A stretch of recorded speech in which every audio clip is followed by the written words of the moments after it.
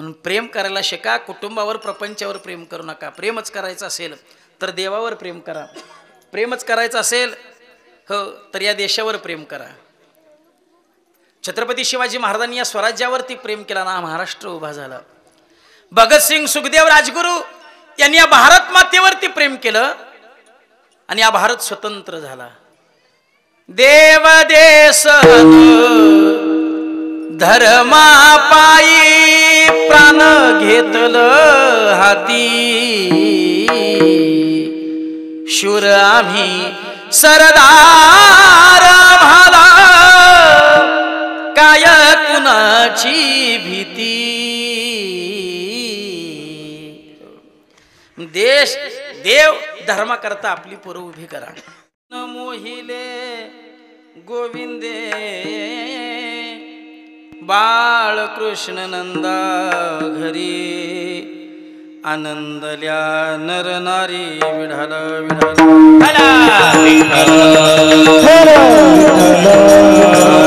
समचरण सरोजम सांद्र नीलाबुदावं. जघन निहित पाणी मंडन मंडनानं. तरुण तुलसी माला कंधरं कंजनेत्रं. सदय धवलहासं विठ्ठलं चिंतयामि. पांडुरंगा करू प्रथम नमन. पांडुरंगा करू प्रथम नमन. पांडुरंगा करू प्रथम नमन. पांडुरंगा करू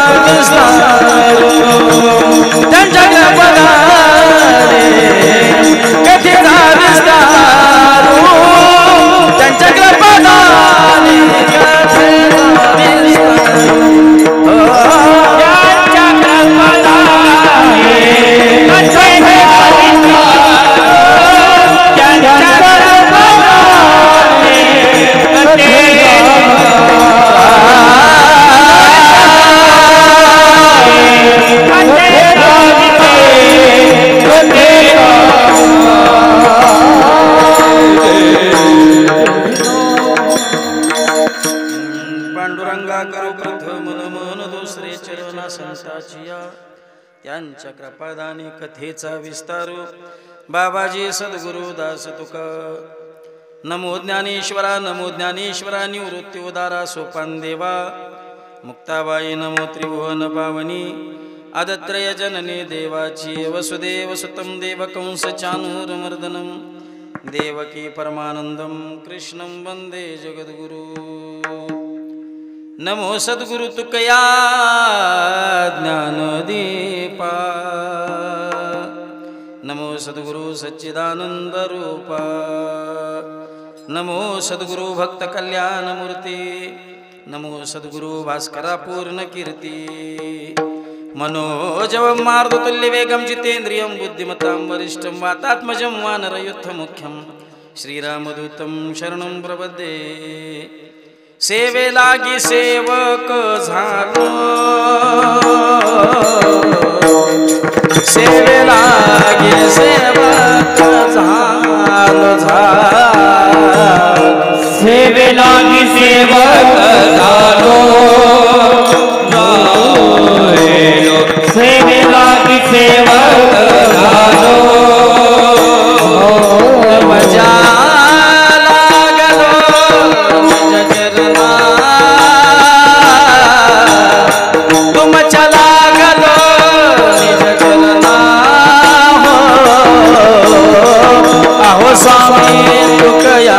चला गलो निज चलना हो आहो स्वामी तुकया देवा यावरी न करावा आहो स्वामी तुकया देवा यावरी न करावा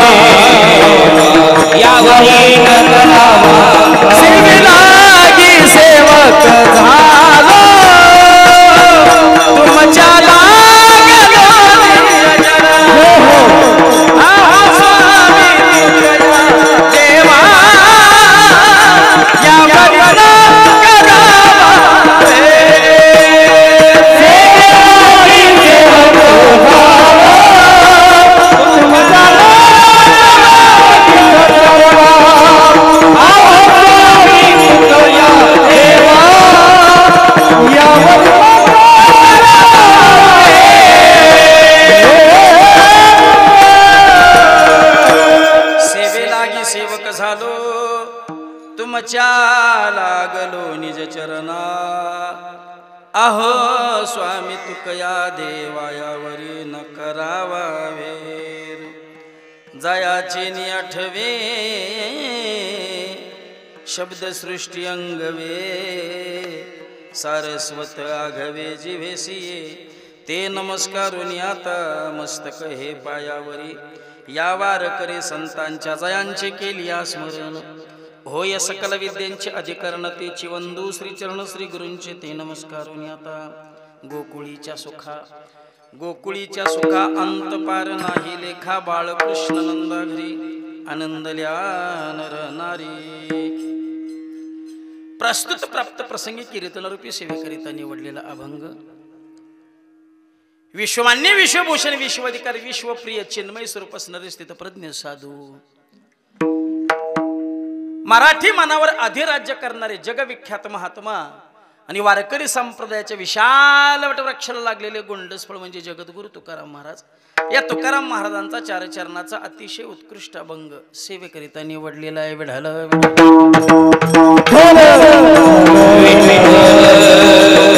या अभंगाच्या माध्यमातून जगद्गुरु तुकाराम महाराज भगवान कृष्ण परमात्म्याचा गोकुळामध्ये अवतार झाल्यानंतर त्या परिस्थितीचं वर्णन करणारा अतिशय उत्कृष्ट अभंग सेवेकरिता निवडलेला आहे अभंगाचा भावार्थ करण्यापूर्वी अल्पसा परिहार निमित्त तुम्हा सर्वांना ठाऊक आहे आज या ठिकाणी श्री ज्ञानेश्वरी आध्यात्मिक वारकरी शिक्षण संस्था व अनाथ गुरुकुल श्री संत बाळूमामा गोसेवा व्यसनमुक्ती केंद्र आणि या सगळ्या संस्थेचे संस्थापक अध्यक्ष आदरणीय पूजनीय परमश्रद्धेय महाराष्ट्रातील सुप्रसिद्ध कीर्तनकार हरिभक्तिपरायण शिवाजी महाराजांच्या या संकल्पनेतून भव्य दिव्य बाळूमामाच्या मंदिराची या ठिकाणी उभारणी झाली आणि या बाळूमामांच्या मंदिराच्या वर्धापन दिनानिमित्त सुरू असणारा ग्रंथराज श्री ज्ञानेश्वरी पारायण सोहळा आणि या सोहळ्यातील आजच्या दिवसाचं हे समारोपीय कीर्तन मज पामर असं दिलं याबद्दल प्रथमतः मी महाराजांचा आभार आहे महाराजांच्याच नियोजनातून तसेच माझे जीवलग मित्र महाराष्ट्रातील सुप्रसिद्ध भारुड सम्राट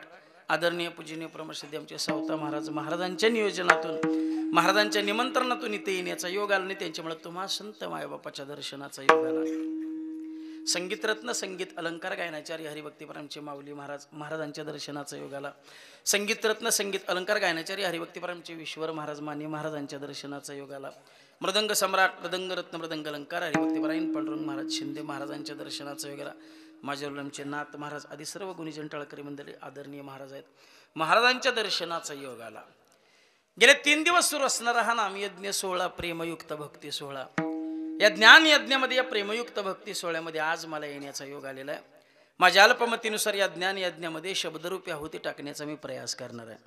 खरं तर कीर्तनाची वेळ 10 ते 12 आणि 11:30 वाजलेत. दोन्हीतली कुठली तरी एक वेळ पाळावी या मताचा मी 10ची नाही पाळत आली तर 12ची पाळू, पण कुठली तरी एक वेळ नक्की पाळू. परवा आमच्या शेतामध्ये काम करायचं होतं म्हणून एका कामगाराच्या घरी गेलो. म्हणलं उद्या आमच्या शेतामध्ये काम करायला याल का? ते म्हणलं महाराज येतो की, पण म्हणला माझी एक अट आहे. म्हणलं काय? म्हणला 500 रुपये रोज घेणार. म्हणलं दिले 500 रुपये, पण म्हणलं माझी पण एक अट आहे. तो म्हणला काय? म्हणलं 9ला कामावर यायचं, सुट्टी 5:30ला करायची. म्हणला चालतंय की. दुसऱ्या दिवशी 9ला कामावर यायची बोली होती. 10:30 वाजले तरी कामावर आलं नाही. 11:45ला कामावर आलं. म्हणलं गाड्या बोली होती 9ची, 11:45ला आलायस. बरं आलायस ना, म्हणलं लाग उद्योगाला. दिवसभर उद्योग सुरू झाला. सुट्टीची बोली होती 5:30ला, हे 4:30लाच घराकडे निघालं. म्हणलं गाड्या बोली होती 5:30ची, तू 4:30लाच घरी निघाला. ते म्हणलं महाराज येताना उशीर झालाय, जाताना कशाला करू? तसं मला तुमच्या समोर यायला झालंय उशीर, जायला कशाला करू? फक्त तासा करता पाहून तासा करता मला मंडपातला समाज जिवंत अपेक्षित आहे. बरं विडाल विडाल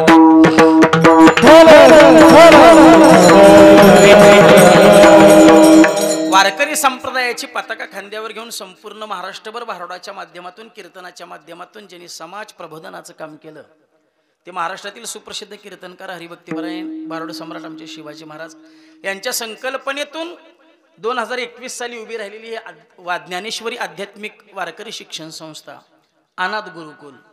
ही वारकरी शिक्षण सुरू करत असताना, ही संस्था सुरू करत असताना या समाजाचं आपण काहीतरी देणं लागतो.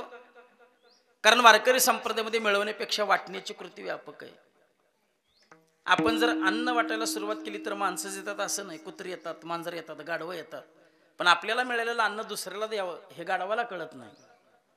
सेवी तो हारस वाटी तो अनेका घ्यारे हो नका रानभरी, किंवा काला वाटू एकमेका. मिळवण्यापेक्षा वाटण्याची कृती व्यापक आहे. हा काला, हा ब्रह्मानंद रस वाटण्याकरता वारकरी शिक्षण संस्था उभी केली. आणि ही संस्था उभं करत असताना, समाज प्रबोधनाचं काम करत असताना अनेक व्यसनी लोक, या व्यसनी लोकांना व्यसनापासून कसं दूर ठेवता येईल ही संकल्पना त्यांच्या बुद्धीमध्ये आली. आणि व्यसनमुक्ती केंद्र महाराजांनी या ठिकाणी उघडलं. जवळजवळ आजपर्यंत 26,000 तरुण महाराजांनी व्यसनापासून दूर ठेवले. कीर्तनकार 2 तास काय सांगतो याला महत्व नाही, उरलेले 22 तास, 24 तासातले 22 तास उरलेले काय करतो ह्याला फार मात्र किंमत आहे. आणि शिवाजी महाराजांचं काम हे समाज प्रबोधनाचं आहे. समाज सुधारण्याचा, समाज सुधारवण्याचा वसा आणि वारसा घेऊन शिवाजी महाराजांनी या परमार्थाची वाटचाल सुरू केली. अलीकडच्या काही 1-2 वर्षामध्ये गोमातेची सेवा या मुलांच्या हातून घडावी, स्वतःच्या हातून घडावी याकरता गोशाळा सुद्धा महाराजांनी उभी केली. असं महाराष्ट्रातील एक ख्यातनाम भारुड सम्राट, महाराष्ट्रातील एक ख्यातनाम ज्या वारकरी शिक्षण संस्थेचं नाव आहे. आज जवळजवळ 72 मुलं या वारकरी शिक्षण संस्थेमध्ये या ठिकाणी आध्यात्मिक धडे घेण्याचं काम या संस्थेच्या माध्यमातून केलं जात आहे. म्हणून एकदा महाराजांकरता सर्वांनी जोरात टाळ्या वाजवायच्यात. मुलं इकडे आली पाहिजेत, मुलांच्या हातात गीता गाथा ज्ञानेश्वरी पडली पाहिजे. आपल्या मुलाला जर माणूस म्हणून जगायचं असेल तर त्या मुलाला वारकरी शिक्षण संस्थेचा सहभाग होणं फार गरजेचं आहे. कारण वारकरी संप्रदाय, ग्रंथसंपदा, वारकरी संप्रदाय, तत्वज्ञान एवढं समर्थ आहे ना, हे ज्याच्याजवळ आहे ना त्याला दुसऱ्याच्या दारात कटोरा घेऊन भीक मागायची गरज नाही. एवढं समर्थ वाङ्मय वारकरी संप्रदायाजवळ आहे. म्हणून मुलं इकडे आली पाहिजेत, मुलांच्या हातात गीता गाथा ज्ञानेश्वरी पडली पाहिजे. पण पोरं इकडे येत नाही, त्याला कारणीभूत घरातली लोक आहेत. एखादं जर पोरगा हरिपाठात टाळ घेऊन नाचायला लागलं ना आणि आमच्यासारख्याला म्हणलं ना वा पोरगा चांगला आहे, माळा घालतोय का, पोराचा आईबाप मग त्यात नाही, अजून त्याला काही कळत नाही. अहो त्याला काय कळत नाही तरच त्याला माळ घाला. एकदा का त्याला कळायला लागलं की ती आपली काढेल, पण ती घालायचं नाही. काठी जोपर्यंत ओली आहे ना तोपर्यंतच ती वागते. एकदा का ती सुकली ना मोडेल परंतु वाकणार नाही. मुलं इकडे आली पाहिजेत, मुलांच्या हातात गीता गाथा ज्ञानेश्वरी पडली पाहिजे. कारण वारकरी संप्रदाय तत्वज्ञान एवढं समर्थ आहे. एखाद्याकडून गुन्हा झाल्यानंतर शिक्षा करणारं शासन आहे, एखाद्याकडून गुन्हा झाल्यानंतर शिक्षा करणारं शासन आहे. पण एखाद्याकडून गुन्हाच होऊ नये याकरता काम करणार आमचा वारकरी संप्रदाय. विठ्ठल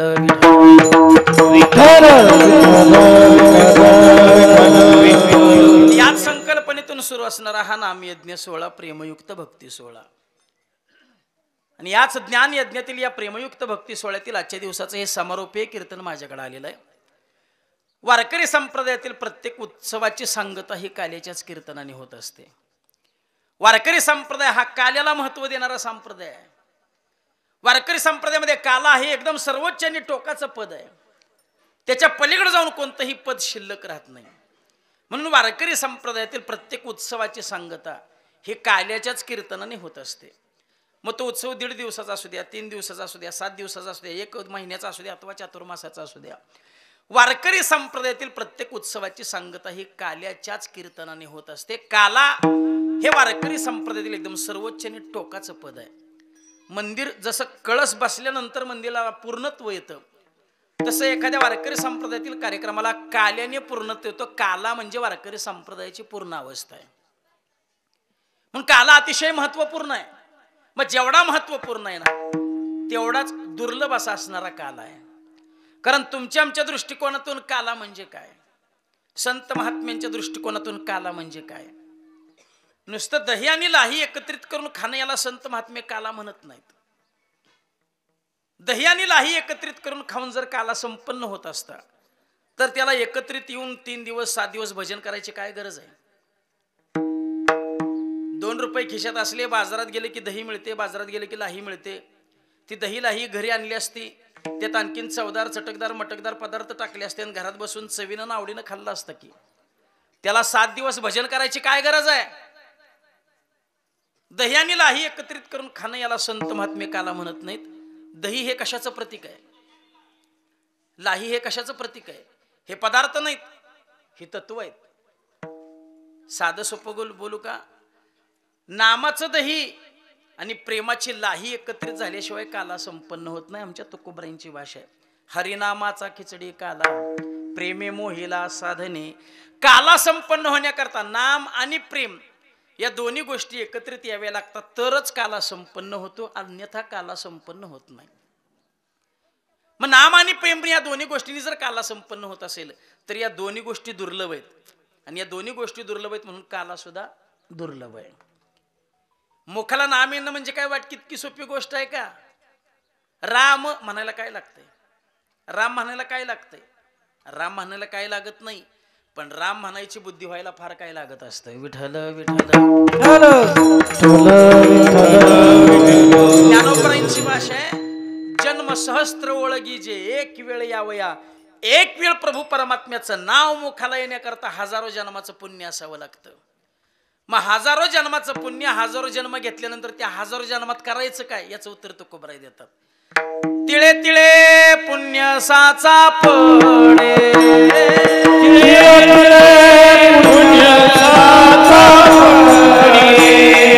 तरी हे बहुता जन्मे जोडे,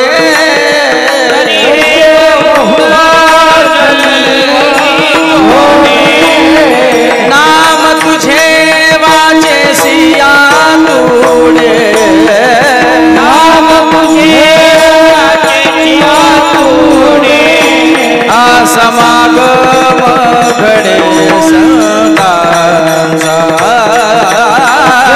समागम घडे संतांचा, समागम घडे समागे तिळे तिळे पुण्य साचा कळे,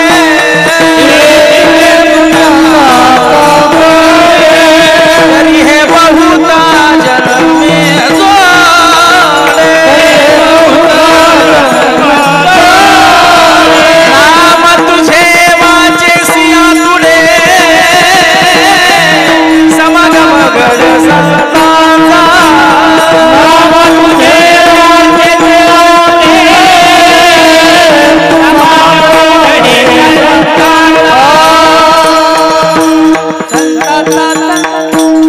हजारो जन्म घेतल्यानंतर त्या हजारो जन्मामध्ये येऊन तिळा तिळाने पुण्य साचवल्यानंतर एकदा प्रभू परमात्म्याचं नाव मुखाला आलं तर येण्याची शक्यता आहे, येईलच सांगता येत नाही. बहुत सुकृताची जोडी म्हणून विठ्ठली आवडी. चरित्र सांगावा असा माझा हेतू नाही. वाल्याकुळी वाटमारी करत होता.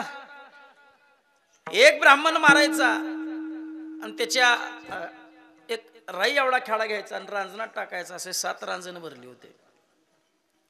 पण एक दिवस वाल्या कोळ्याचं प्रारब्ध उदयाला आलं. प्रारब्ध उदयाला आलं की घटना घडत जातात, प्रसंग घडत जातात, भेटीगाठी घडत जातात. नारद मुनींची आणि वाल्या कोळीची भेट झाली. नारद मुनींना पाहिल्याबरोबर वाल्या कोळी धावत धावत आला. छताडापर्यंत कुऱ्हाड उगरली. जशी छताडापर्यंत कुऱ्हाड आली, नारद मुनी मोठीने हसायला लागली. अरे मार म्हणे मार, मला मारल्यामुळे ब्रह्म हत्येचं पातक लागतं. ब्रह्म हत्येचं पातक देवाला क्षम्य नाही, तर तू कोणाला 3 पाट मार. छताडावरची कुऱ्हाड खाली आली. महाराज अरे बावळटा, अरे ज्यांच्यासाठी तू हे पापकर्म करतोय ते तुझ्या पापकर्मामध्ये प्रविष्ट आहेत का विचारून ये. वाल्या कोळी धावत धावत घरी जातो. वाल्या कोळी आपल्या बायकोजवळ जातो. माझ्या पापाची वाटेकरी होशील का म्हणतो. वाल्या कोळीची बायको म्हणते, मी तुझं पाप भोगण्याकरता इकडे आले नाही. माझ्या बापानं तुला दिलं ते तुझं पाप भोगण्याकरता नाही. मी तुझ्या घरी आले नाही, मला तू घेऊन आलास. माझं पोट भरणं तुझं काम आहे. याकरता तू पाप करतोस, पुण्य करतोस, याच्याशी मला काही देणं घेणं नाही. बायको घरी येत नाही महाराज, तिला आणावी लागते. बरोबर बाबा, तुमच्या वेळेला असंच होतं ना, नवरदेव पुढं चालायचा, नवरी मागं चालायची. आता सगळं उलट झालंय. आता नवरी मोरं चाललेली असते, ही दुबळं तिच्या मागं चाललेलं असते. एकदा का अक्षदाचा तडाका बसला की बस तेरे सिवा मेराज दुनिया में कोई नाही, नाही का. ती म्हणली, मी तुझ्या घरी आले नाही, मला तू घेऊन आलास. माझं पोट भरणं तुझं काम आहे. तू पाप करतो, पुण्य करतो, मला काही देणं घेणं नाही. नाराज झाला, खजील झाला. आई वडिलांजवळ गेला. तुम्ही तरी माझ्या पापाची वाटेकरी व्हाल का. आई वडिलांनी सांगितलं, लेकरा तुझं पाप भोगावया करता तुला जन्माला घातलं का रे. अरे या वयात तू आमचा सांभाळ करणं तुझं कर्तव्य. तू पाप करतो, पुण्य करतो, आम्हाला काय देणं घेणं आहे. नाराज झाला, खजील झाला, मुलाबाळांजवळ गेला. अरे तुम्ही तरी माझ्या पापाची वाटेकरी व्हाल का. पोरं म्हणली, बाबा तुमचं पाप भोगण्याकरता आम्ही जन्माला आलो नाही. आमचं पालन पोषण करणं तुमचं कर्तव्य. तुम्ही पाप पुण्य काय आम्हाला देणं घेणं आहे. नाराज झाला, खजील झाला, पुन्हा अरण्यामध्ये गेला. नारद मुनींचे पाय धरले. बाबा कुणीही माझ्या पापाची वाटेकरी व्हायला तयार नाही, काय करू सांगा.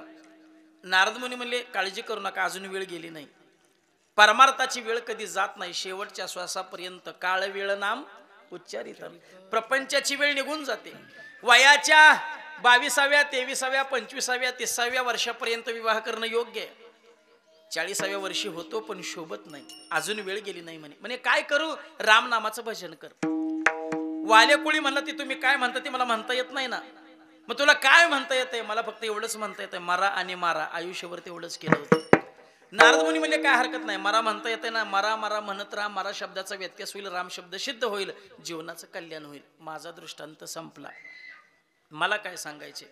वाल्या कोळी धावत धावत बायकोजवळ जातो, मुलांबाळांजवळ जातो, आई वडिलांजवळ जातो. छाती बडवून सांगतो की माझ्या पापाची वाटेकरी व्हाल का. वाटेकरी म्हणताना त्याला र शब्दाचा उच्चार करता येतोय. माझ्या म्हणताना त्याला म शब्दाचा उच्चार करता येतोय. मग ज्याला र ही म्हणता येतोय, ज्याला म ही म्हणता येतोय, त्याला राम म्हणता येऊ नये. अहो ज्याला मरातला राम म्हणता येतो त्याला रामातला राम म्हणता येऊ नये. ज्याला मरातला म म्हणता येतो त्याला रामातला म म्हणता येऊ नये. शब्दाची जर आलटापालट केली तर काय आहे मरा आणि राम. मग वाल्या कोळ्याला मरा म्हणायला येत होतं, राम म्हणायला येत नव्हतं. का तर मरा म्हणायला पुण्य लागत नाही, राम म्हणायला पुण्य लागतं. आणि ते पुण्य वाल्या कोळ्याजवळ नव्हतं म्हणून त्याला राम म्हणता येत नव्हतं. विठ्ठल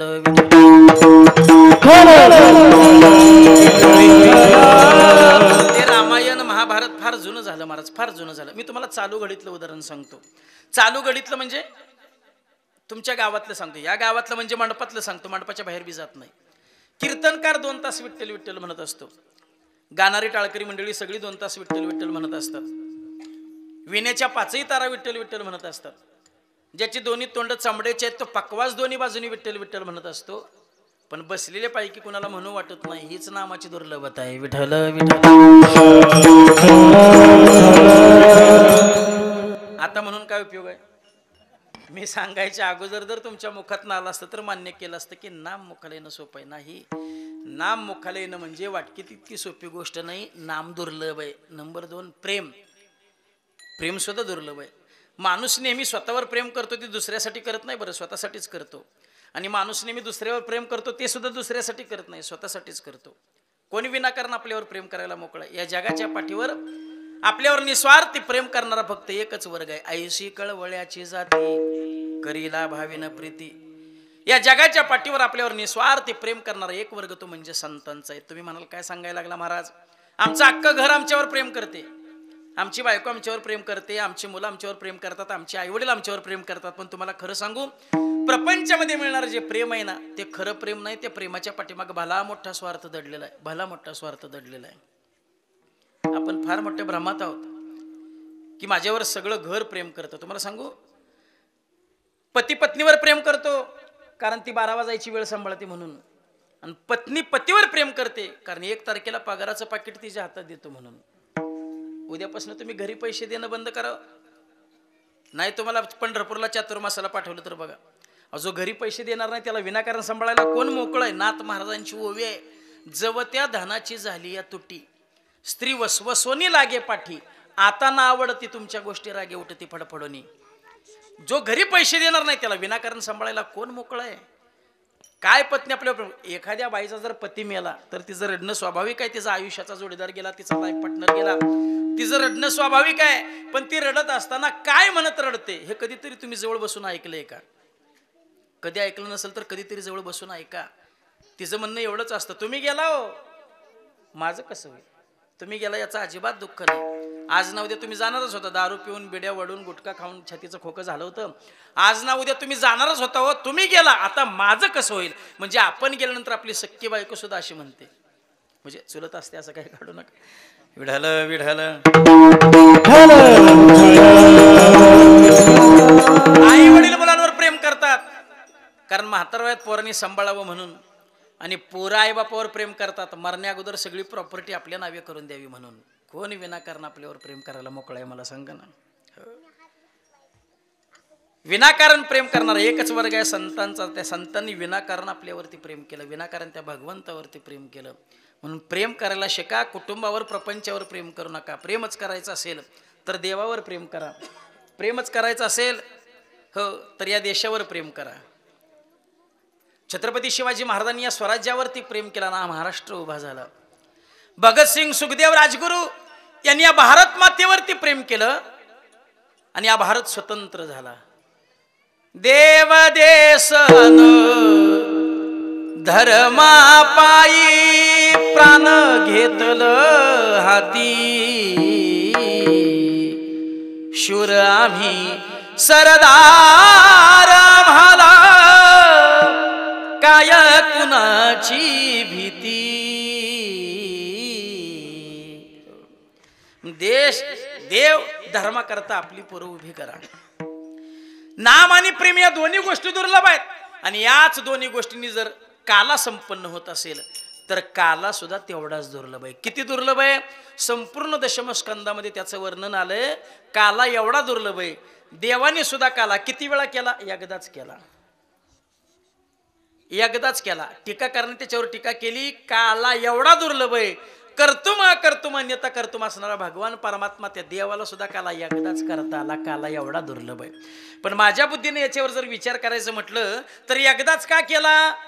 अहो एकदा केलेला अजून संपला नाही तर दुसरा करायची गरजच नाही. रासक्रीडा एकदाच झाली, एकदा झालेली अजून संपली नाही, दुसरी करायची गरज नाही. काला एकदाच झाला, एकदा झालेला काला अजून संपला नाही. महाराष्ट्रामध्ये एकादशीने काही जर दिवस सोडले तर रोज कुठे ना कुठेतरी काला संपन्न होतोय. कसा? संतांच्या संगतीमध्ये. विशेष हाला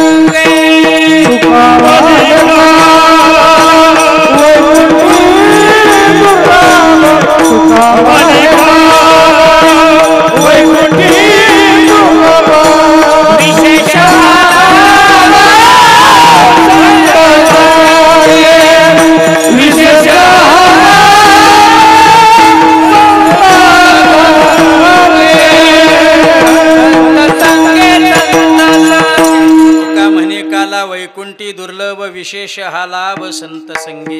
असा काला संतांच्या संगतीमध्ये आपल्याला रोज प्राशन करायला मिळतोय. त्याचे दोन प्रकार आहेत. काला मिळवणाऱ्या प्रत्येकाला काला वाटण्याचा अधिकार नाही. म्हणजे मिळवणं अवघड आहे आणि त्याच्यापेक्षा वाटणं अवघड आहे. कारण वारकरी संप्रदायाने काला वाटण्याचा अधिकार फक्त दोघांनाच दिला.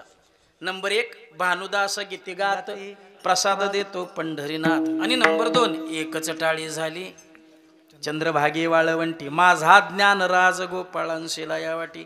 एक देव आणि संत या दोघांनाच काला वाटण्याचा अधिकार प्राप्त झाला आणि तो काला त्या संतांच्या संगतीमध्ये आपल्याला रोज प्राशन करायला मिळतोय. म्हणून वारकरी संप्रदाय हा काल्याला महत्व देणारा संप्रदाय. वारकरी संप्रदायातील प्रत्येक उत्सवाची सांगता ही काल्याच्याच कीर्तनाने होत असते. म्हणजे काला म्हटलं की काय तर भगवान परमात्म्यानं जे गोकुळामध्ये चरित्र केलं त्याचं उच्चारण करावं. चरित्र ते उच्चारावे केले देवे गोकुळे. काल आपण भगवान परमात्म्याकडे मागणीचा अर्ज सुपूर्त केला असेल त्यावर आज भगवान परमात्म्याने सही करावी आणि काल्याच्या स्वरूपात तुम्हा आम्हाला प्रसाद द्यावा. विठ्ठल विठ्ठल.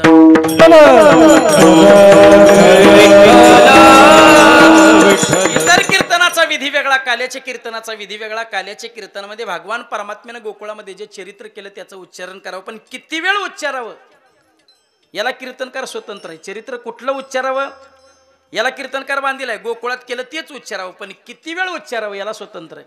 कुठपर्यंत उच्चारावं जोपर्यंत श्रोत्याच्या अंतकरणामध्ये भगवान कृष्ण परमात्म्याविषयी प्रेम निर्माण होत नाही तोपर्यंत उच्चारावं. कुठलं गोकुळातलं चरित्र उच्चारावं. गोकुळ या शब्दाचा जर विग्रह केला तर गो म्हणजे गाय आणि कुळ म्हणजे समूह. गायींचा समूह म्हणजे गोकुळ. आता अशा किती गायी गोकुळामध्ये होत्या. गोकुळामध्ये 9 उपनंद होते. ज्याच्याजवळ 5 लाख गायी होते त्याला उपनंद ही पदवी दिली जात होती. असे गोकुळामध्ये 9 उपनंद होते. मग 5 लाख गायी असे 9 उपनंद. नवापाचा 45 लाख गायी नुसत्या उपनंदाच्या होत्या. गोकुळामध्ये ज्याच्याकडे 9 लाख गायी होते त्याला नंद ही पदवी दिली जात होती. ज्याच्याजवळ 9 लाख गायी त्याला नंद ही पदवी दिली जात होती. असे नंद गोकुळामध्ये 9 होते. 99 81 लाख गायी नुसत्या नंदांच्या होत्या. ज्याच्याजवळ 50 लाख गायी होत्या त्याला वृषभानू ही पदवी दिली जात होती. असे वृषभानू 2 होते त्यांना वृषभानू ही पदवी दिली जात होती. ज्यांच्याजवळ 50 लाख गायी होत्या त्यांना वृषभानू वर ही पदवी दिली जात होती. ज्याच्याजवळ 10 लाख गायी होत्या त्याला वृषभानू पदवी दिली जात होती. ज्याच्याजवळ 50 लाख गायी होत्या त्याला वृषभानू वर पदवी दिली जात होती. आणि ज्याच्याजवळ 1 कोटी गायी होत्या त्याला नंदराज ही पदवी दिली जात होती. म्हणजे भगवान कृष्ण परमात्म्याच्या वडिलांकडे 1 कोट गायी होत्या. एकूण गोकुळामध्ये फक्त जिल्हा परिषद सदस्य आमदार खासदार या लेवलच्या 3 कोट 81 लाख गायी होत्या. ते ग्रामपंचायत सदस्य पंचायत समिती हे तर वेगळेच राहिले. विढाल विढाल.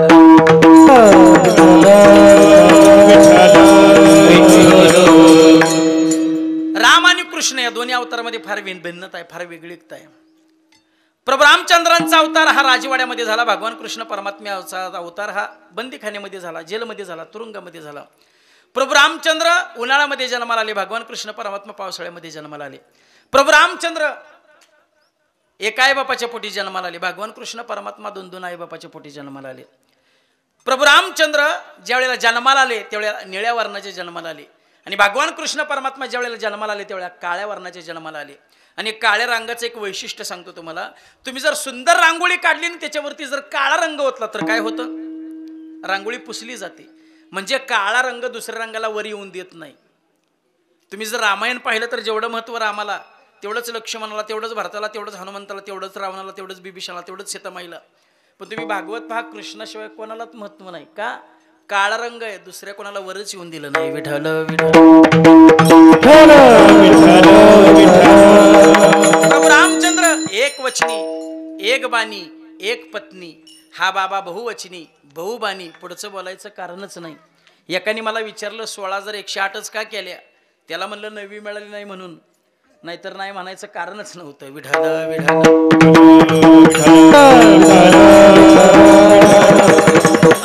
फार मोठी वेगळीकता आहे. भगवान प्रभू रामचंद्रांचा अवतार हा पूर्ण अवतार आणि भगवान कृष्ण परमात्म्याचा अवतार हा परिपूर्ण अवतार. प्रसंग तुम्हाला माहिती आहे. देवकी वसुदेव लग्नाची वरात. त्या वरातीमध्ये आकाशवाणी झाली कंसा यांचा 8वा मुलगा तुला ठार करेल. आणि मग तो खड्ग घेऊन अंगावरती धावून गेला. वरचेवर खड्ग धरलं. देव वसुदेवानी सांगितलं हिचा 8वा पुत्र तुला ठार करणार आहे ना. मग स्त्री हत्या कशाला करतो बहिणीची हत्या कशाला करतो. हिला जेवढी काही मुलं होतील तुझ्या स्वाधीन केली जातील पण हिला मारू नको. दोघांना बंदीखान्यामध्ये ठेवलं. पहिला मुलगा जन्माला आला. शब्द दिल्याप्रमाणे वसुदेवाने ती लेकरू घेतलं, कंसाच्या हातामध्ये दिलं. पण कंसाने विचार केला, मला आठवा ठार करणारे हा तर पाहिलाय, बालहत्या कशाला करावी, म्हणून पुन्हा मुलगा वापस दिला. तेवढ्या तिथं नारद मुनी आले, कंसा चुकतोयस, आठवा ठार करणार, पण वरून आठवा का खालून आठवा हे मात्र माहित नाही, कदाचित हा सुद्धा आठवा असू शकतो, याला जिवंत ठेवू नको, ठार करून टाक. पहिला मुलगा ठार करून टाकला. का बरं नारद मुनींनी असं सांगितलं, कंसाच्या पापाचा गाडा लवकर भरावा आणि भगवान कृष्ण परमात्म्याचा अवतार लवकर व्हावा.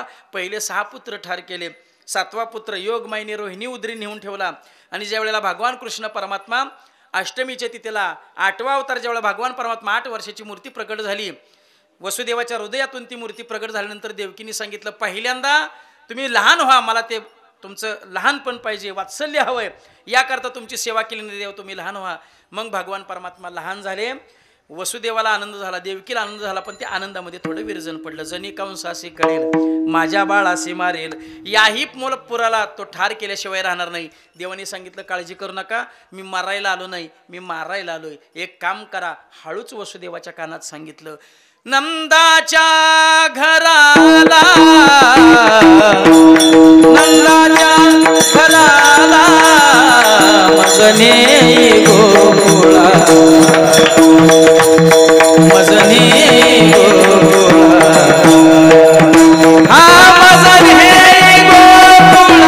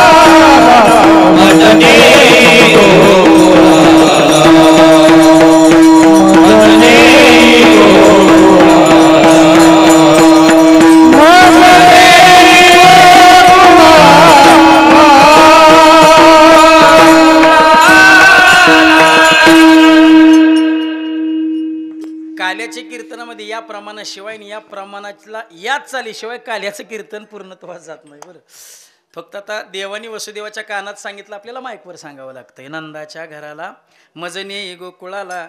टोपली घेतली, भगवान कृष्ण परमात्म्याला टोपलीत घेतलं, जशी टोपली उचलीला कमळापती पायाचे बंगाले गाती, पायाचे बंगाले गाती, पायाचे बंगाले गाती, उचलीला कमळापती पायाचे बंगाले गाती, पायाचे बंगाले गाती, पायाचे बंगाले गाती, उचलीला कमळापती पायाचे बंगाले गाती, पायाचे बंगाले गाती, पायाचे बंगाले गाती, उचलीला कमळापती पायाचे बंगाले गाती, पायाचे बंगाले गाती, पायाचे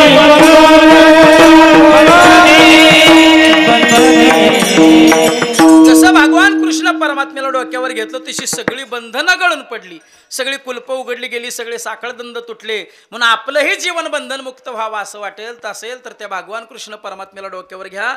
एकदा का देव डोक्यावर घेतला की बंधनापासून उकलल्या गाठी देता आली मिठी सावकाश.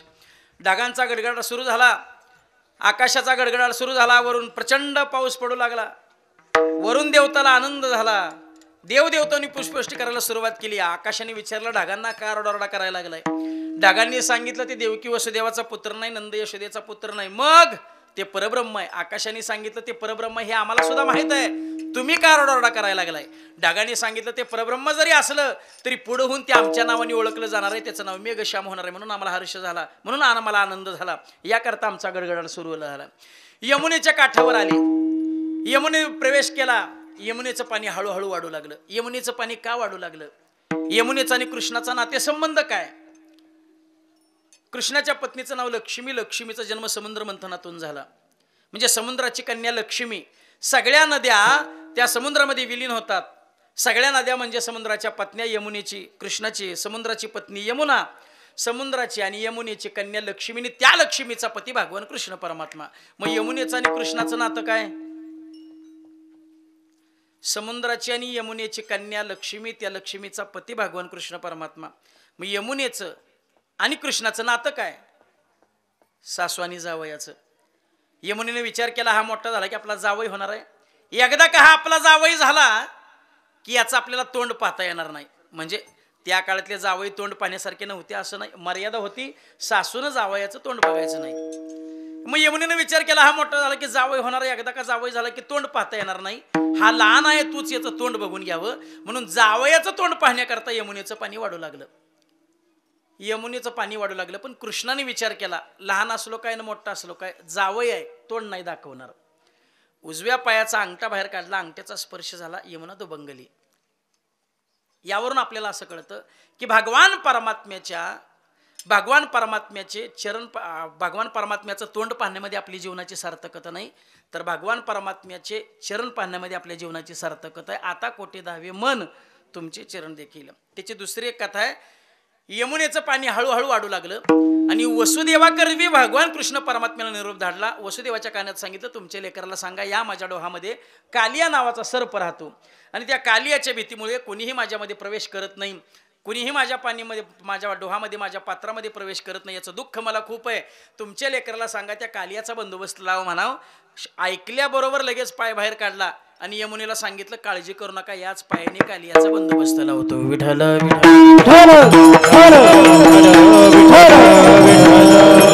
यमुना दुभंगली. गोकुळामध्ये गेले. गोकुळामध्ये गेल्यानंतर भगवान कृष्ण परमात्म्याला यशोदेच्या शेजारी पलंगावरती ठेवलं आणि तिथं जन्माला आलेली माया डोक्यावर घेतली. जशी माया डोक्यावर घेतली तशी रडे माया करी आकांत.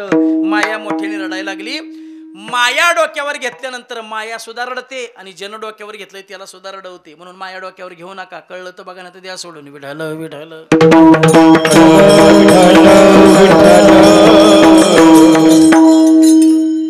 यमुनेच्या काठावर आले. मायेला पाहिल्याबरोबर लगेच वाट दिली. गोकुळा त्या ठिकाणी मथुरेला गेले. पुन्हा बंदीखान्यामध्ये गेले. बंदूखान्यामध्ये गेल्यानंतर पुन्हा माया डोक्यावर होती. सगळे साखळदंड जखडले, सगळी कुलप लागली गेली, सगळे पहारेकरी जागे झाले. कंसाला बातमी पोचली, 8वा पुत्र जन्मला. कंस धावत धावत आला, त्या मायेच्या पायाला धरलं. गरगर गरगर गरगर फिरून आता आपटणार. एवढ्यात माया कंसाच्या हातून निसटली, आकाशामध्ये आरूढ झाली आणि त्या मायेने आकाशवाणी केली, कंसा मला काय ठार करतोयस? तुझा कर्दन काळ माझ्या अगोदर गोकुळामध्ये जन्माला आलाय. तुझ लागी वदी उपजला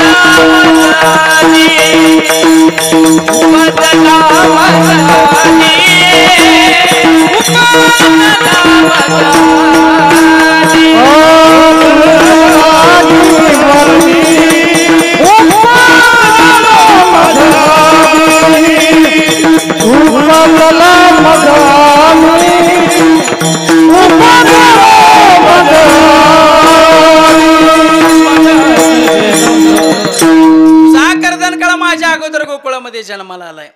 इकडे एक पहाटे पहाटे गवळण नंदाच्या वाड्यामध्ये यशोदेच्या खोलीमध्ये झाडलोट करण्याकरता गेली आणि झाडलोट करता करता यशोदेच्या महालावर गेल्यावरती पलंगावरती भगवान कृष्ण परमात्मा पाहिला. जसा भगवान कृष्ण परमात्मा पाहिला तशी ती गवळण धावत धावत वाड्याच्या बाहेर आली आणि मोठ्याने सांगू लागले, अजी सुनते हो, नंद जी के घर में एक बेटा पैदा हुआ है. नंद घरा नंद भयो, जय कन्हैया लाल की.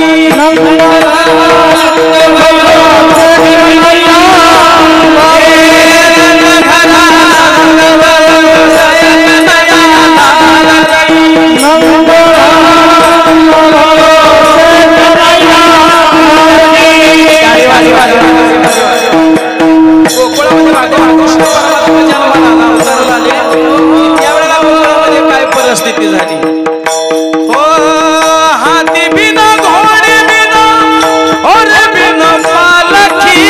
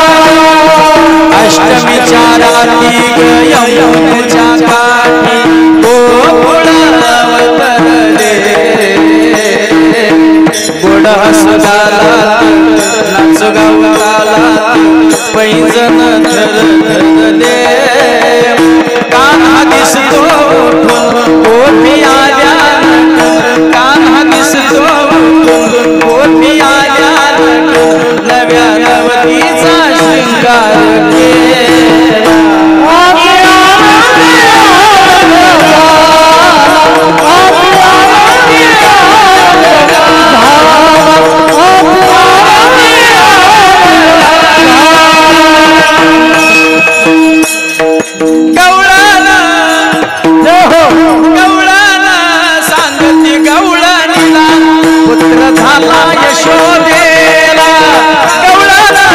सांगते गवळणीला पुत्र झाला यशोदेला,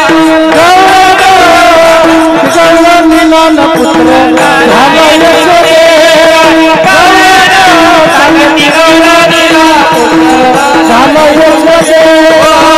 एक धावी एक पुढे ताटीवाटी सुटवणे, एक धावी एक पुढे एक धावी एक पुढे ताटीवाटी सुटवणे,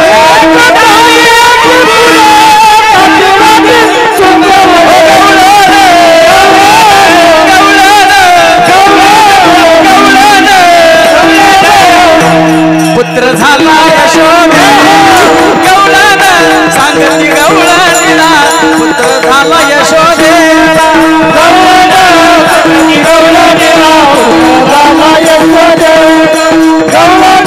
सांगती गवळणीला पुत्र झाला यशोदेला. भगवान कृष्ण परमात्म्याला पाहिलं, सगळ्या गोकुळामध्ये आनंदाचं वातावरण निर्माण झालं. तेच महाराज अभंगाच्या प्रथम गोकुळीच्या गोकुळीच्या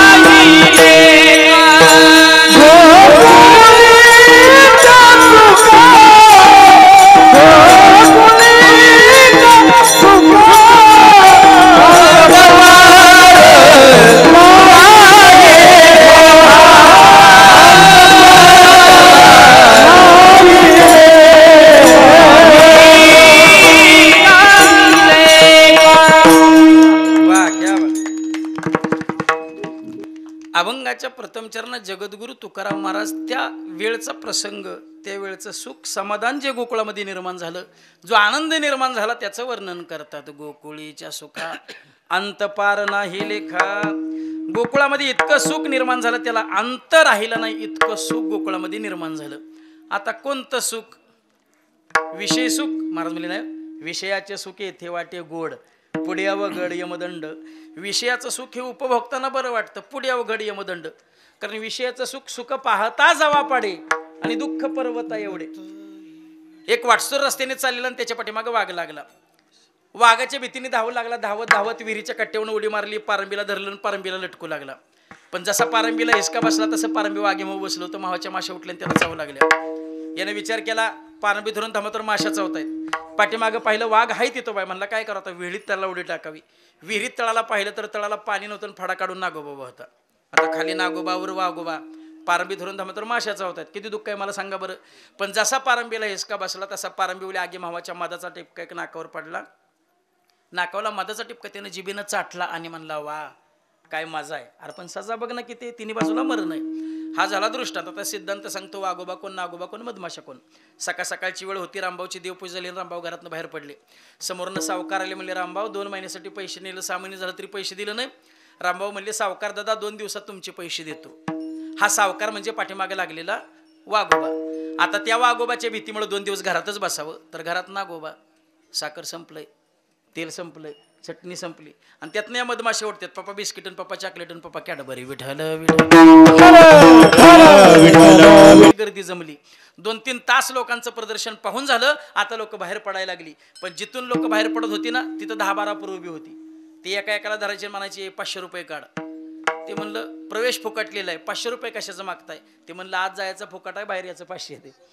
विषयाचं सुख येथे वाटे गोड, पुढे अवघड यमदंड. विषयाचं सुख हे उपभोगताना बरं वाटतं. मग महाराज म्हणतात विषयी विसर पडला निशेष, अंगी ब्रह्मरस ठसावला. विषयाचं सुख. मग मोक्ष सुख नको वैकुंठीचा वास, मोक्ष आम्हा घरी. मग कोणतं सुख त्या गोकुळामध्ये निर्माण झालं? ते सुख आहे भक्ती प्रेम सुख, जे भल्याला मिळालं नाही. कोणाला मिळालं नाही? भक्ती प्रेम सुख नेनवे अनेका, पंडित वाचका ज्ञानी अंशी. आत्मनिष्ठ जरी होती जीवनमुक्त, परी भक्ती प्रेम सुख दुर्लभत्या. जे भक्ती प्रेम सुख भल्याला मिळालं नाही ते भक्ती प्रेम सुख भगवान कृष्ण परमात्मा गोकुळामध्ये अवतरल्यानंतर त्या गोप गोपिकेंना मिळालं. इतकं सुख, इतकं सुख. अहो ज्याच्याजवळ सुख कमी आहे का? सुखरूप ऐसा दुजा कोणी सांगा, माझ्या पांडुरंगा सारिका सुख, सर्व सुखाचे आगर. इतकं सुख गोकुळामध्ये निर्माण झालं. त्या भगवान परमात्म्याला पाहण्याकरता रांगची रांग लागली. पहिली गवळण तिचा नंबर आला. जवळजवळ अर्धा किलो सोनं घेऊन ती गवळण भगवान कृष्ण परमात्म्याला पाहण्याकरता नंदाच्या वाड्यावरती आली. दरवाजा उघडला, पहिली गवळण आली. भगवान कृष्ण परमात्म्याला पाहिलं आणि जसं पाहिलं तसं पाहतच राहिली. इतकं दिसायला देखणं होतं. हो नाम है तेरा तारहारा, कब तेरा दर्शन होगा, हो जिसकी प्रतिमा इतनी सुंदर, वो कितना सुंदर होगा, वो कितना सुंदर होगा. भगवान परमात्म्याला पाहिलं, अर्धा किलो सोनं त्याला दिलं आणि गवळण बाहेर आली. बाकीच्या गवळणीने विचारलं कसा वाटला तुला? ती गवळण बोलू लागली, पाहिला पाहिला नंदाचा नंद, पाहिला पाहिला नंदाचा नंद, पाहिला पाहिला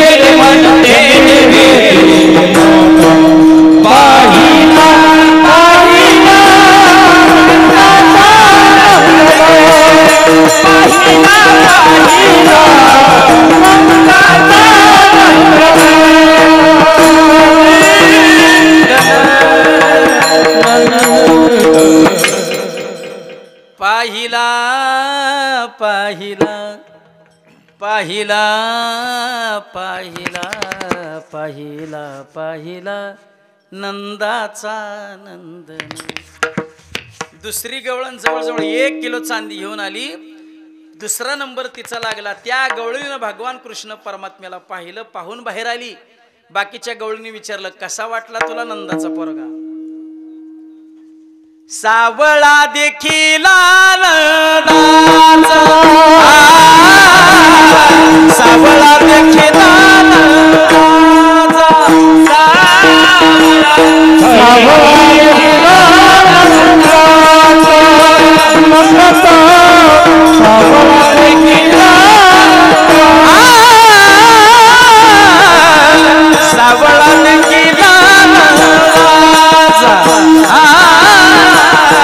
सावळा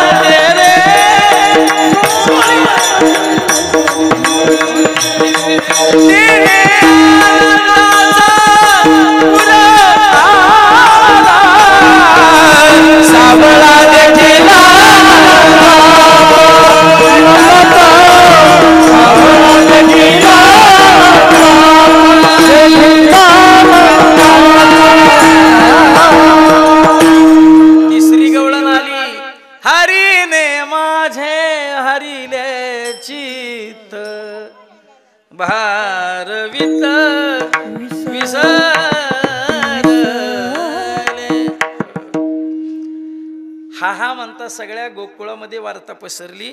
सगळ्या गोकुळामध्ये आनंदाचं वातावरण झालं. याचं कारण बाळकृष्ण नंदा घरी आनंदल्या नर नारी. भगवान कृष्ण परमात्मा गोकुळामध्ये अवतार आले. ते पितीर्थ लोकांनी काय केलं, गुढ्या तोरणे करीती कथा गाते गाणे. गुढ्या उभारल्या, आनंदाने गीत गाऊ लागली, कथा करू लागली. याचा परिणाम काय झाला, तुका म्हणे छंदे येणे वेधिले गोविंदे किंवा मन वेधिले गोविंदे.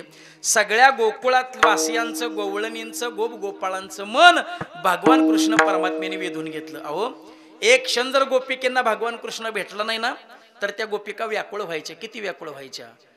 कान्हया रे कान्हया रे कान्हया जग जेठी कान्हया रे कान्हया रे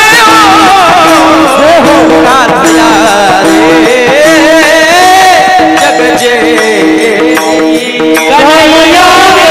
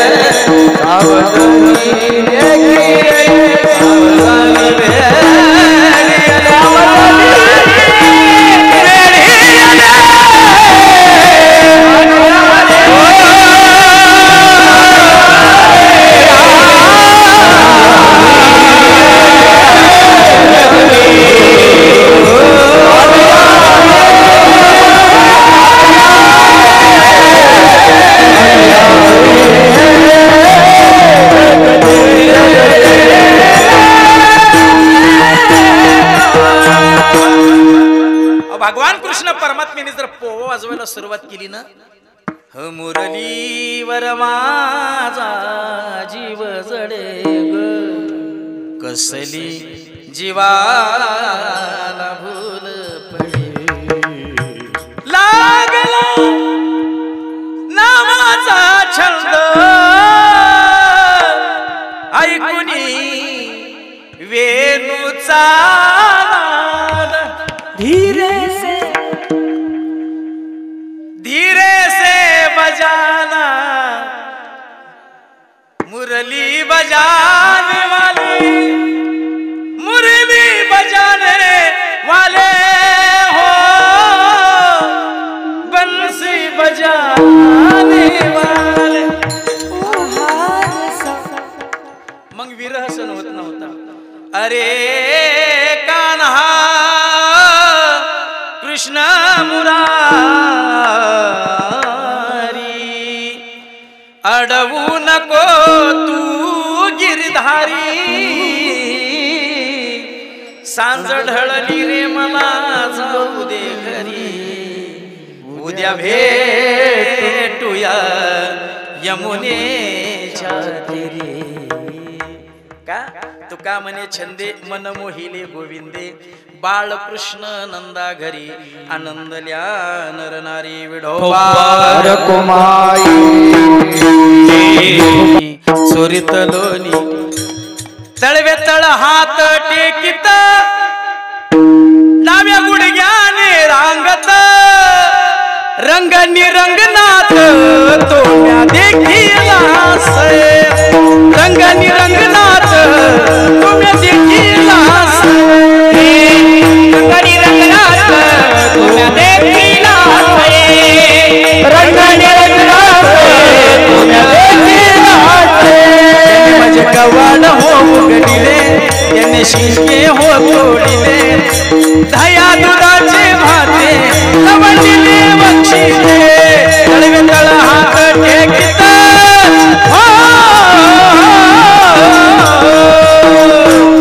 तळवे तळ हात टेकित डाव्या गुडघ्याने रांगत, रंग निरंगनाथ देखील रंग निरंगनाथ देखील रंग निरंगनाथ देखील रंग निरंगनाथ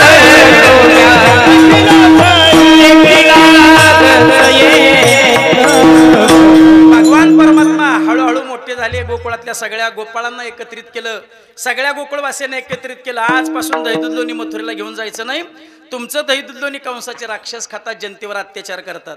लोक म्हणली काल जन्माला आला नाही की आम्हाला शिकवायला लागला का, दहीदुधलोणी मथुरेला पोचलं नाही तर कंस आम्हाला ठार केल्याशिवाय राहणार नाही। देव म्हणले असं काय, इथं जर शिल्लक राहिलं तर मथुरेला नेलं ना, शिल्लकच ठेवत नाही। सगळ्या गोपाळांच्या पोरांना एकत्रित केलं, काय तुमच्या घरी दहीदुधलोणी खायला आहे का नाही, पार वाळून गेला तुम्ही। पोरं म्हणली दहीदुधलोणी भरपूर आहे पण सगळं जातंय डेअरीला, डेअरीला काहीच नाही। देव म्हणले काळजी करू नका, आजपासून तुम्हाला भरपूर दहीदुधलोणी खायला देणार, पण कसं गवळणीनं आपल्याला आमंत्रण दिलं नाही, मग चोरी करून खायचं। आता घ्या चोरीची साधनं, आता त्या काळात चोरीची साधनं काय, AK-47 तलवार चाकू बंदूक काय होती साधनं। देवाने सांगितलं बारीक बारीक वाळूचे खडे घ्या, अजून वस्त्र गळीत केलेली माती घ्या, अजून सराटे घ्या आणि मग चोरी करायला चला। एकाने विचारलं खडे कशाला, आता आपण रात्रीचं खोलीमध्ये गेल्यानंतर कळणार कसं डेरा कुठं ठेवलाय, माठ कुठं ठेवलाय, सगळीकडे खडे विस्कटायचे, जिथं टक आवाज येईल समजायचं डेरा तिथं ठेवलाय, मग जायचं चोरी करायची। एकाने विचारलं देवा सराटे कशाला, चोरी करत असताना गवळण जागी झाली, आपल्या पाठीमागे धावू लागली तर तिच्या पायात सराटे टाकायचे, सराटे पायाला टोचले, गवळण जाग्यावर थांबणार, आपली चोरी यशस्वी होणार। वाकड्या हुशार होता, वाकड्या म्हणला मी काय म्हणतोय देवा, त्या जर गवळणीनं पायात पॅरागॉन चप्पल घातली असली तर मग काय करायचं। देवाने सांगितलं वस्त्र गळीत केलेली माती तिच्या डोळ्यात फाकायची, डोळ्यात माती गेली, दिसायचं बंद, चोरी यशस्वी। ठरलं, राजा पुढं प्रजा माग, गड्यानो राजा की रे जाहला, कृष्ण सिंहासनी बैसला। सगळ्या पोरांना भगवान परमात्मा सांगत होता, याल तरी यारे लागे याल तरी यारे लागे याल तरी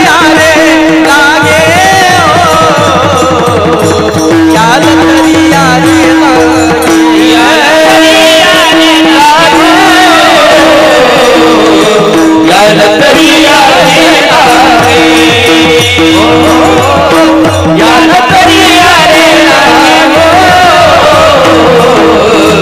याल तरी आले नाही अवघ्या माझ्या मागे मागे अवघ्या माझ्या मागे मागे अवघ्या माझ्या मागे मागे अवघ्या माझ्या मागे मागे आज देतो पोट भरी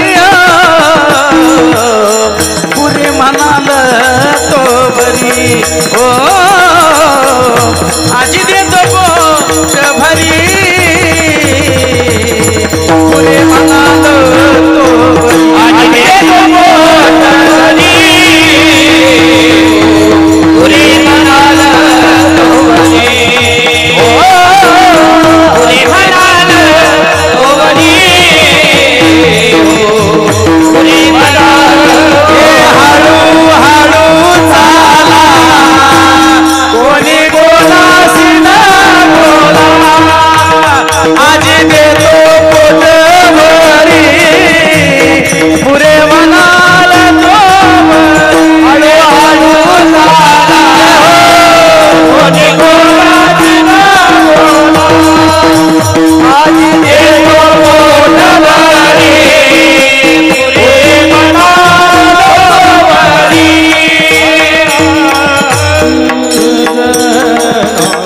हळूहळू चाला कोणी कोणाशी न बोला आजी दे तो पोट भरी पुरी म्हणाल तू भरी. आणि मग गोकुळामध्ये सवंगड्या घेऊन चोरीचं सत्र सुरू झालं. आज या गवळणीच्या घरी, उद्या त्या गवळणीच्या घरी, परवा त्या गवळणीच्या घरी, सगळ्या गवळणी त्रस्त झाल्या. आणि गाराने घेऊन यशोदेकडं, यशोदे ग बाळ तुझा ताना, यशोदे ग बाळ तुझा ताना, यशोदे बाळ तुझा ताना, यशोदे बाळ तुझा कुठवर सोसू धिंगाणा, कुठवर सोसू धिंगाणा, कुठवर सोसू धिंगाणा, यशोदे ग बाळ तुझा ताना, यशोदे ग बाळ तुझा ताना, कुठवर सोसू धिंगाणा, सोसू धिंगाणा, कुठवर सोसू धिंगाणा, हरी बोल. यशोदे ग बाळ तुझा ताना, यशोदे ग बाळ तुझा ताना, बाळ तुझा ताना. यशोदा म्हणायची माझं पोरग वाड्याच्या बाहेरच जात नाही, तर ते तुझ्या घरी चोरी करायला आलं कधी? आता ते नुसतं चोरी करत नव्हतं, ते यशोदेजवळ सुद्धा असायचं. विठ्ठल जळी स्थळी भरला. बरं यशोदा म्हटली माझ्याकडं काही दही दूध दोन्ही कमी आहे का? नंदराजांकडं किती गायी होत्या? 1 कोट गायी. आता त्यातल्या राखल्या 9 लाख, पण होत्या 1 कोट गायी. 1 कोट गायी ज्याच्या घरात आहे त्याच्या घरातलं पोरग दुसऱ्याच्या घरी चोरी करायला जाईल का? माझं पोरग बाळ सगुण गुणाच ताने गे, सगुण गुणाच ताने, बाळ सगुण गुणाचे ताने, बाळ सगुण गुणाचे ताने, बाळ दिसतंय गोजरवाने गे, दिसतंय गोजरवाने, बाळ दिसतंय गोजरवाने, बाळ दिसतंय गोजरवाने. काय सांगता गाराने गे गोकुळच्या नारी, काय सांगता गाराने गे गोकुळच्या नारी, काय सांगता गाराने गे गोकुळच्या नारी, काय सांगता गाराने गे गोकुळच्या नारी. रंग माझा वेडा याला नाही दुसरा जोडा, श्रीरंग माझा वेडा याला नाही दुसरा जोडा. तुम्ही याची संगत सोडा गे गोकुळच्या नारी, तुम्ही याची संगत सोडा गे गोकुळच्या नारी, गोकुळच्या नारी. जोपर्यंत मुद्देमाला सकट चोळ पकडत नाही तोपर्यंत माझा विश्वास नाही. एक म्हातारी म्हणली असं काय, माझ्या घरी येऊ दे, त्याला बांधूनच टाकते. त्या म्हातारीचं नाव होतं शांताबाई. हितली नाही गोकुळातली, नाव शांताबाई, पण रोज घरात भांडणाची घाय. पोरं म्हणली आज म्हातारीच्या घरी चोरी करायला जायचं. गपचिप चोरी करायला भगवान कृष्ण परमात्मा गेला, एकटाच गेला. योग माईने डायरेक्ट डेऱ्यात जाऊन बसला. शांताबाईची गवळ सुनबाई दही घुसळण करत होती, काहीच लोणी लागत नव्हतं. धावत धावत सासूबाईकडे गेली, म्हणली आपल्या डेऱ्याला काही चिटकी लागली का काय कोणास ठाऊक, किती घुसळण केलं तरी लोणीच कसं निघत नाही. म्हणून सासूबाईनं हात घातला डेऱ्यामध्ये, तर शिंडी हाताला लागली. शिंडी सकाट होत चालला. मुडद्या तुला लोणीच खायचं होतं तर मागून घ्यायचं ना, रवी लागला असता तर. देव म्हणले त्या रवीचं काय भेदा होती मला, त्या रवीचा बाप आहे म्हणे मी. पण आता तुझी आईसारखी बोलते ना, मुद्दे मला सकट सोड पकडा. आता मुद्दे मला सकट सापडलायस, धर गाडग घे गाडगन चाल माझ्या मोहर. देव म्हणला म्हातारे तुझं गाड घेऊन मला पोरं चारायला होतीस, तुझी पोरं कुठे गेली. विढाल विढाल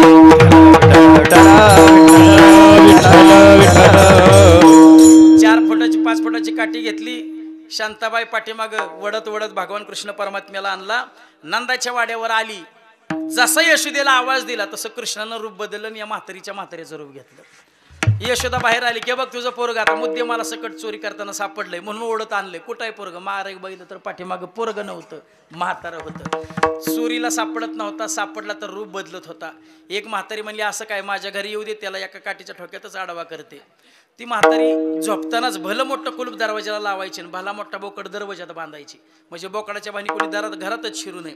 पण देव तो देव होता. बोकडाचं काय वेग आली ती म्हणे मला सगळ्या सवंगड्याला रात्रीचं बोलवलं, आज म्हातारीच्या घरी चोरी करायला जायचं. बोकडाच्या जवळ आल्याबरोबर कुलूप बघितलं, बोकड पाहिला. देवाने सांगितलं अजिबात घाबरायचं नाही, सगळ्यांनी डोळं झाका. सगळ्या पोरांना डोळं झाकायला लावलं. योग माईने डायरेक्ट ज्या खोलीत माठ होती त्या खोलीतच घेऊन गेला. कुलपाचा दरवाजाचा काही संबंधच नाही. भरपूर खावा म्हटले, भरपूर पोरांनी दही दूध लोणी खाल्लं. थोडं शिल्लक ठेवा, कशाला ठेवा म्हणणे शिल्लक ठेवलेलं शांताबाईच्या सोनांच्या तोंडाला चोळलं, शांताबाईच्या तोंडाला चोळलं. आता म्हणला डोळं झाका. पोरं म्हणली मागाशी डोळं झाकायला लावलं, डायरेक्ट आत आणलंय, आता डोळं झाकायला लावते म्हणजे डायरेक्ट बाहेर नेणार. वाकड्या म्हणला कसं बाहेर नेतंय बघायचं. सगळ्यांनी डोळं झाकलं. वाकड्याने एक डोळा उघडा ठेवला, एक डोळा झाकला. ज्यांनी दोन्ही डोळं झाकली ती सगळी पोरं बाहेर. वाकड्या अर्धा आत आणि अर्धा बाहेर. देवा मला बाहेर काढ. म्हातारी जागी झाली तर एका काठीत माझा जीव घालवर, मला बाहेर काढ. देव म्हणले माझ्यावर शंका घेशील का. देवाला आपण फसवलं की देव आपल्याला फसवल्याशिवाय राहत नाही. एसटी टोल नाक्यावर थांबली, पोरग आलं. पेपर. माझ्या शेजारच्या व्यक्तीने विचारलं किती रुपयाला पेपर, म्हणे 2 रुपयाला पेपर. 2 रुपये दिले, पेपर घेतला. एसटी टोल नाक्यावरून सुटली. ते मोठ्याने हसायला लागले. म्हणलं काय झालं. म्हणे 2 रुपयाचा पेपर होता, पोराला रुपया खरा दिला आणि रुपया खोटा दिला, पोरगा रुपयाला फसवला. अजून 2 किलोमीटर एसटी पुढे गेली. आता तर ते अजून मोठ्याने हसायला लागले. म्हणलं आता काय झालं. म्हणे पोरानं 8 दिवसापूर्वीचा पेपर दिलाय. तुम्ही देवाला फसवलं की देव तुम्हाला फसवल्याशिवाय राहत नाही. मग वाकड्याला बाहेर काढलं. सगळी पोरं पशार झाली. म्हातारी सकाळी लवकर धारा करायला उठली तर सगळे माठ डेरे अस्ताव्यस्त पडलेले. आला वाटतं तो नंदाचा पोरगा, दही दूध लोणी चोरून खाऊन करून गेला. म्हणून धावत सोनांना उठवाय गेले तर सोनांच्याच तोंडाला लोणी. 5 फुटाची काठी काढली, दोघींना एक एक रट्टा दिला. का मारायला लागलाय. नाव घेताय त्या कृष्णावर, लोणी तुम्हीच खाताय, आम्ही कशाला खातोय. आरशात तोंड बघा. आरशात तोंड पाहिलं तर दोन्ही सोना हसायला लागल्या. म्हणल्या सासूबाई आम्हाला काय आरशात बघायला होतं, जरा तुमचंही तोंड आरशात बघा की. सासूबाईचे तोंडाला भरपूर कुणाच्या दाढीची वेणीची गाठ बांधली. अनेक देवानी उपद्रव केले आणि मग पुन्हा सगळ्या गवळणी गाणं घेऊन यशोदेकडं. आता मी राहत नाही ग बाई तुझ्या कृष्णाच्या ग पायी. हे वेडावा कुडा पेंद्या सुदामा, वेडावा कुडा पेंद्या संगी बळीरामा. हे ग बाई संगी बळीरामा हे. घरात जातो दही दूध खातो दुधावरची साई ग बाई. राहत नाही ग बाई आता मी राहत नाही ग बाई. यशोदेने सांगितलं कृष्णा आजपासून तुमचे सगळे उद्योगधंदे बंद, उद्यापासून तुम्ही शाळेत जायचं. आता कोणती शाळा. गोधने चारावया जातो शारंग खांद्यावरी कांबळी हातामध्ये काठी ग. खांद्यावरी कांबळी हातामध्ये काठी. चारी तसे धेनू सावळ्या जगीचे ढीग. चारी तसे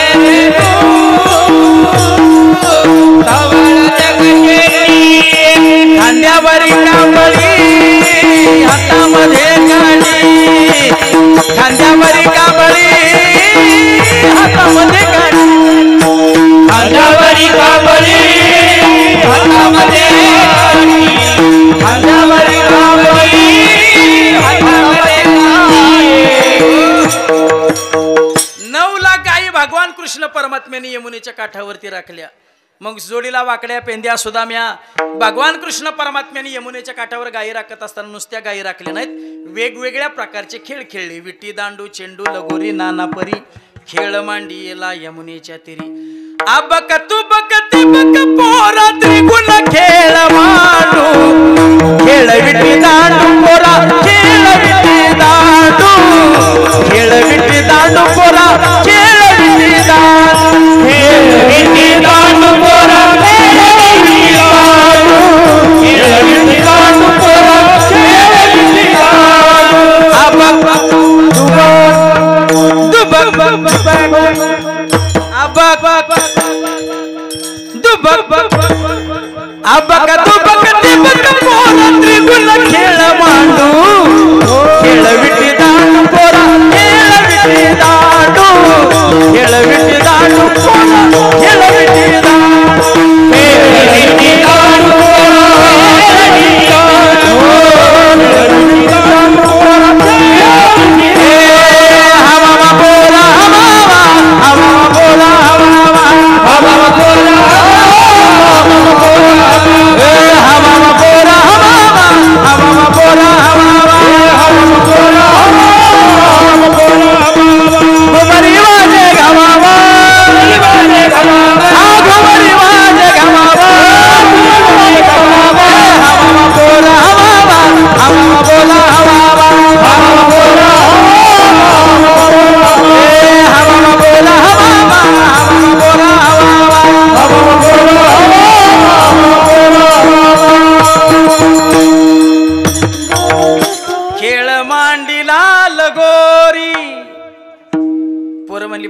देवा किती खेळायचं खांदी भार पोटी भूक काय खेळायाचे सुख.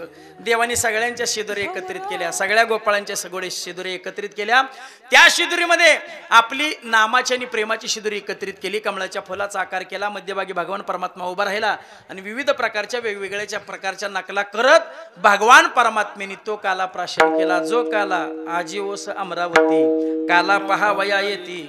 देवाने सांगितलं खरकाटा सुद्धा पाण्यात टाकू नका, तुम्हाला जर काला प्राशन करायचं असेल तर तू का म्हणे काला वैकुंठी दुर्लभ विशेष आला वसंत संगे वैकुंठी तो ऐसे नाही कवळ काही काल्याचे. असा काला संतांच्या संगतीमध्ये रोज प्राशन करायला मिळतोय. त्या संतांचं भजन करू. ज्ञानदेव तुकाराम ज्ञानदेव संत नटे हरी कीर्तनात त्यांचं या ठिकाणी दर्शन घेतो. आणि तुम्ही नसता तर 2 तास सेवा कोणामुळे केली असती? कुठला कीर्तन कट्टा. ओके, 2 चॅनल आहेत का? बरोबर. बाळूमामाचा हरी जागर कीर्तन कट्टा यूट्यूब चॅनल त्यांचं या ठिकाणी दर्शन घेतो. कट्टा त्यांना कीर्तन कट्टा म्हणलं ना, कंठ नाही कंठ कीर्तन कट्टा त्यांचं म्हणजे तुमचा महाराज कार्यक्रम 3 यूट्यूब चॅनलवर महाराष्ट्रावर वातावरण होते तुमचं, नाही का? हरकत नाही. आणि वातावरण झालंच पाहिजे. ज्यांचं कार्यच महाराष्ट्रानं अगदी डोक्यावर घ्यावं असं कार्य एकदा शिवाजी महाराज करता एकदा सर्वांनी जोरात टाळ्या. वारकरी संप्रदायाचा पाईक म्हणून मी त्यांना पुन्हा एकदा पंढरपूरचरण प्रार्थना करतो. हे काम करत असताना त्यांना दीर्घायुष्य लाभावं, त्यांच्या हातून असंच समाजाचे हे चांगल्या पद्धतीचे उपक्रम घडावेत. व्यसनमुक्तीच्या माध्यमातून महाराष्ट्रावर महाराजांचं नाव व्हावं. वारकरी संप्रदायाची पताका घेऊन महाराष्ट्रावर नाही, महाराष्ट्राच्या बाहेर त्यांचे भारोडाचे कीर्तनाचे कार्यक्रम व्हावेत, सेवा व्हाव्यात, अशी मी भगवंताच्या चरणी प्रार्थना करतो आणि थांबतो. किंबहुना तुमचे केले धर्म कीर्तने सिद्धी निमित्त माझे चिवरले पायक पण विठ्ठल जय जय विठ्ठल हरी विठ्ठल श्री ज्ञानदेव तुकाराम जय जय विठ्ठल.